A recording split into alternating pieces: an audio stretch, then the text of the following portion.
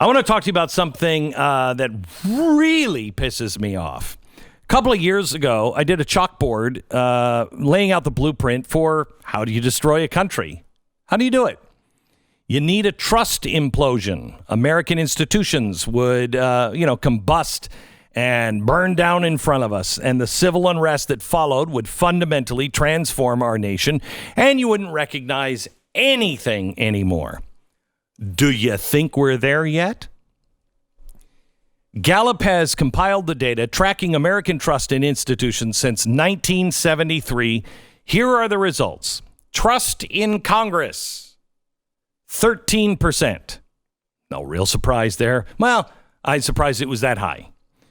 Trust in big business and big tech at 19%. Trust in the media, 18%. Now, there are three institutions that are still trusted in our country right now. All three of these were on my chalkboard. Big tech, Congress, media, and so were these. As the country turns against all of these institutions, we turn on each other. And when the government merges with private corporations and the media becomes their mouthpiece, history has shown that loudmouth authoritarians with weird little mustaches usually follow. By far, the three most trusted institutions in the country right now, and I can't believe it is this low. Number 3, churches at 42%. Second one, what would you think the second most trusted institution is in America? The police? The police. Wait a minute. I thought we were defunding them. I don't understand. The second most trusted institution in the United States. Now, that is clearly something that the left doesn't want you to hear about. They don't want you to believe that half of the country trust the police. But it's true. So now what have they been doing lately? The full-out assault on both churches and the police. Churches and the police are doing more for the underprivileged, starving, and imperiled than anything in Washington, D.C. could ever hope to do. And that's why the left's machine is coming after them. In their warped reality, your God and local government have no place in their great society. They want you to beg for their little scraps of mercy if you will learn to fall in line. Now, what's the most trusted? Churches, 42. Police, 48. The most trusted? I know you know this one, Stu. Do I? You do. The least? The most. Oh, the most trusted. Military. The military. Yeah. At 72%. Now, churches, a threat, so they went after them. The police, a threat. We're seeing what they're doing to them every single night. So what do you think the next target's going to be? The left has absolutely no shame. And yesterday, the ideological assault on our men and women in uniform began. The New York Times posted an article, "The Few, the Proud, the White." The Marine Corps balks at promoting generals of color. Now listen to this. I kid you not. Proud and fierce in their identity, the Marines have a singular race problem that critics say is rooted in decades of resistance to change.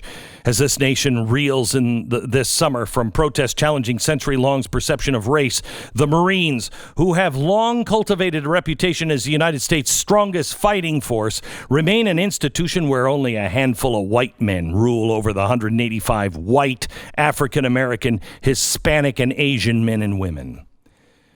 I am so sick and tired, I am about to blow a gasket. The liars that are setting the tone for this country, and some big shot journalist reporting things they clearly don't have any idea about. Whites hate black people, that is a lie. Blacks hate white people, that is a lie. Systematic racism, lie. And yet, we're being taught by everybody that that is true. That's our national narrative right now. It's a lie.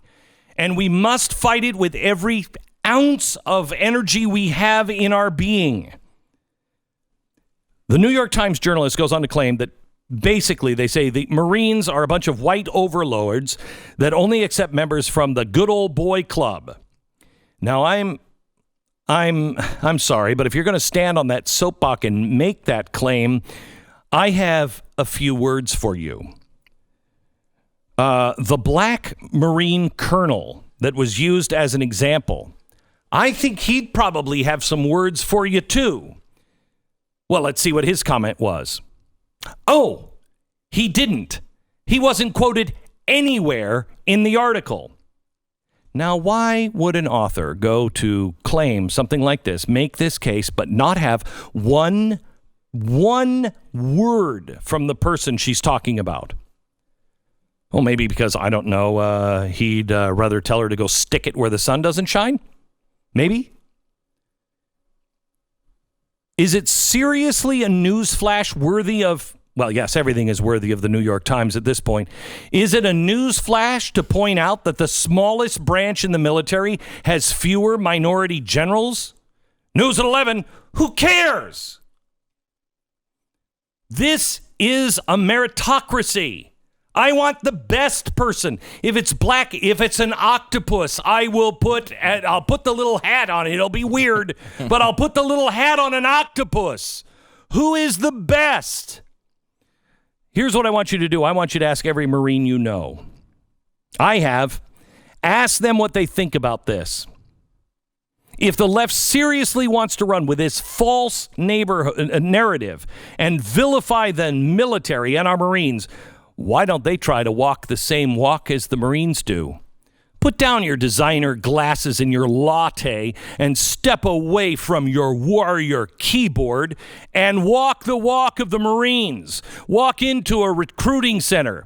Go to the enlistment processing station where you're all herded into a medical screening shoulder to shoulder in your underpants. At that point, you might actually not like the person you're standing to, whether it be for their race, religion, or creed. People dislike people for a whole lot of different crap.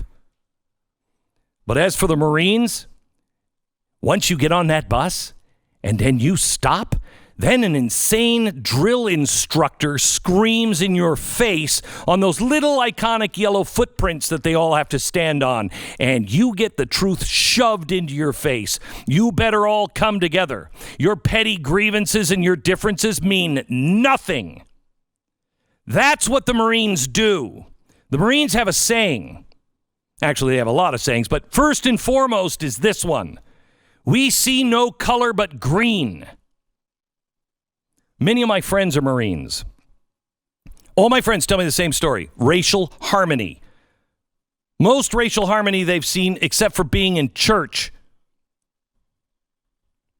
One of them told me when he was a United States Marine, he knew he was of an elite fighting force because it was a merit. It was merit-based. It was merit above all. Your proficiency as a war fighter that writes your ticket. So to these journalists, you go take the oath. Stand on the yellow footprints and see what you have, what it takes. Watch what happens when 60 men and women become your brothers and sisters in a boot camp. Sit in that foxhole where both your lives depend on each other and tell me, are you noticing the color of them? While you know that they are the ones that could save your life? By the way, the first black general in the Marine Corps was Frank Peterson. Not once did the New York Times mention him. General Peterson, he enlisted in 1950. Motivated after hearing the first Navy black pilot was Jesse Brown, died in Korea. He made a personal vow to become a Marine Corps first black aviator, and he did.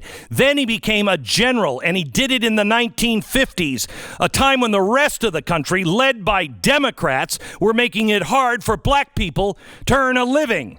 So don't lecture the Marines. General Peterson died in 2015. It was recently announced his name is going to be on one of the most sophisticated destroyers. It'll be named the USS Peterson. Ask one of these woke journalists what they see there. They'll probably say a black Marine general. Ask a Marine what they see. They'll see one of the greatest generals that ever commanded the Marines. That's what they'll say. One of the greatest Marines to ever put on the uniform. One of our uniforms. And we're one of his. You see the difference? Do you see the difference? It's a lesson so many in this country, mostly on the left, could really learn from. It's an easy solution.